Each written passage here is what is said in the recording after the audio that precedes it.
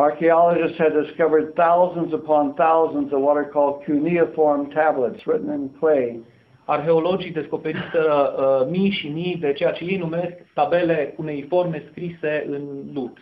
They covered the whole period of the Babylonian Empire. Ele acoperă toată perioada Imperiului Babilonian.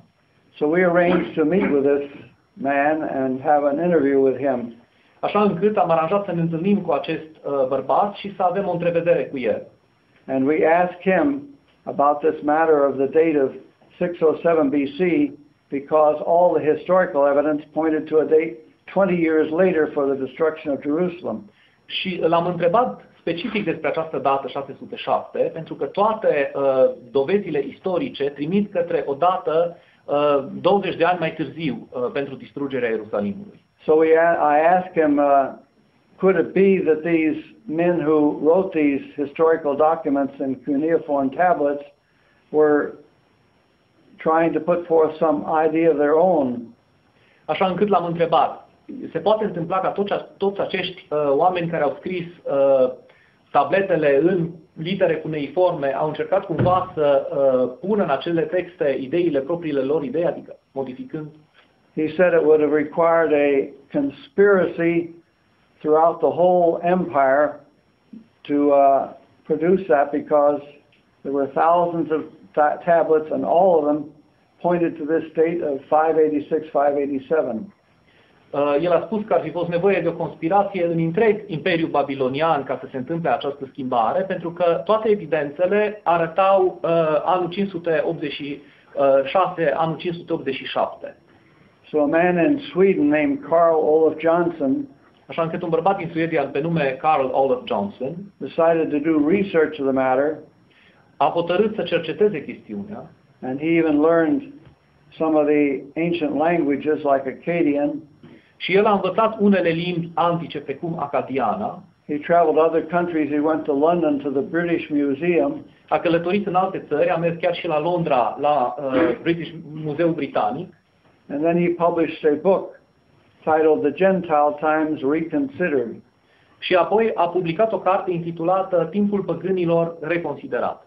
But before he published the book, he sent a manuscript to the Brooklyn headquarters. Și înainte să publice cartea, a trimis manuscrisul la birourile din Brooklyn. And I received it and read it, and I was amazed because I had spent 1 year on this subject of chronology, and I realized that I had just barely got below the surface compared to what he had done. Și am citit-o și am rămas uimit pentru că petrecusem 1 an de zile în problema cronologiei și nu reușisem să acumulez nici măcar informație minimală de deosebire de ceea ce făcuse el în acea carte.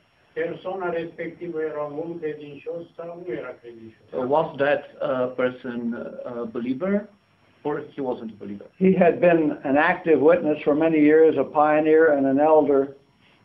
And then when he wrote this material, it came to Brooklyn, and afterward, the elders there and the branch office there took action against him, and he was eventually disfellowshipped.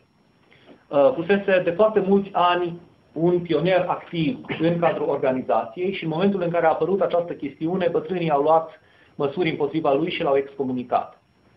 Pentru că totuși anul 1914, după toate cunoștințele noastre, a fost cel mai bogat an, cred că în întreaga istoria a omenirii, legat de profeții. The year 1914 was the richest in the history of mankind, connected to prophecies and to whatever it happened. So, how are we to conclude? What are we to conclude about that? That's also an idea that people have that 1914 was such an unusual date, and that things had taken place in that year on that had never happened before in human history. Într-adevăr, oamenii cred că anul 1914 a fost un an de importanță capitală în care s-au întâmplat evenimente care nu se mai întâmplaseră până atunci în istoria omenirii. And for that reason, the same man, Carl Olof Johnson, joined with another Swedish man and prepared a book titled The Sign of the Last Days When. Și din acest motiv, Carl Olof Jansson, cel menționat anterior, și cu un alt bărbat din Suedia, a pregătit o carte intitulată what was the title? The Sign of the Last Days, when? Semnul vremurilor de pe urmă, când?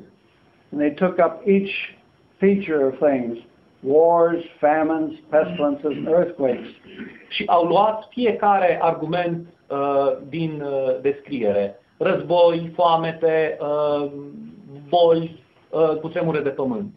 And they showed that in every case there were periods of history that were far worse than that from 1914 on. Și a arătat că în fiecare caz în parte au existat perioade din istorie în care toate acestea s-au manifestat mult mai grav, mult mai acut decât atunci. The matter of wars, for example, in Europe you had a war that lasted not 4 years like the First World War. De exemplu, în Europa am avut un război care a durat nu 4 ani cât primul război mondial, You had a war that lasted 30 years. ci 30 de ani. And the whole history of mankind, if you read it, it's one war after another war after another war after another war. Și întreaga istoria omenirii, dacă o citiți, este plină de relatări despre un război urmând altui război, urmând altui război și așa mai departe.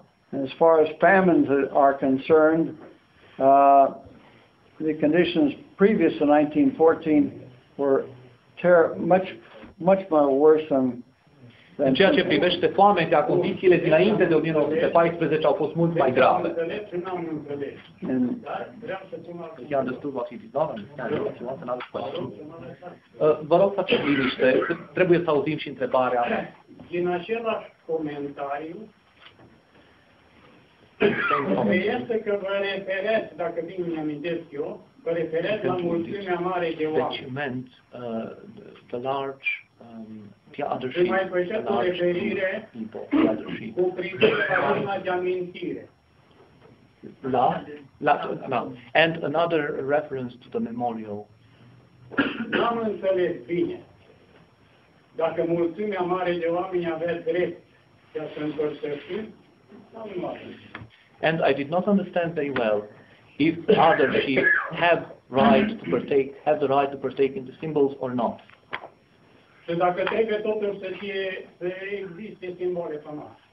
And if we must, at any rate, have the symbols on the table. we need to go to the scriptures themselves to see what those symbols represent. Trebuie să mergem la Scripturi ca să vedem ce înseamnă aceste simboluri.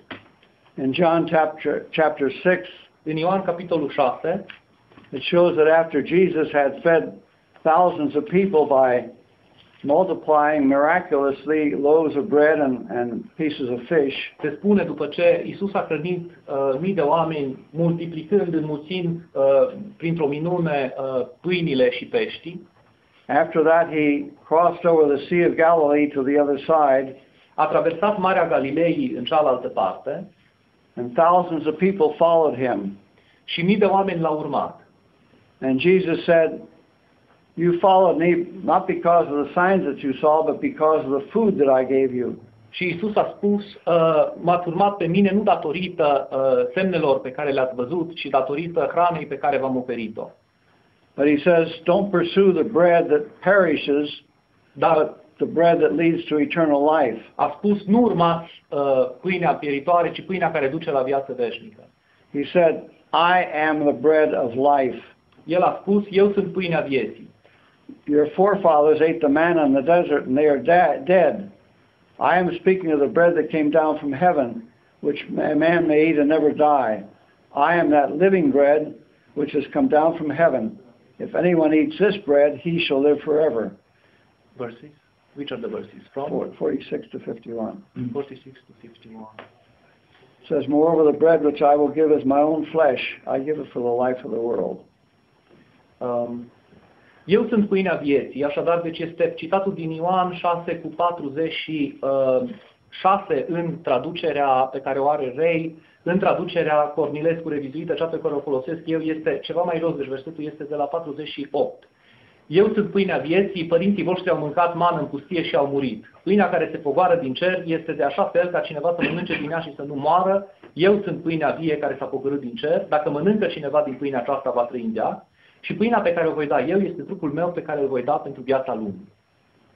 And he went on to say, in truth, in very truth I tell you, unless you eat the flesh of the Son of Man and drink his blood, you can have no life in you. Și a continuat prin a spune, adevărat, adevărat vă spun că dacă nu mâncați trupul Fiului Omului și dacă nu beți sângele Lui, nu aveți viața în voi înșivă. He says, whoever eats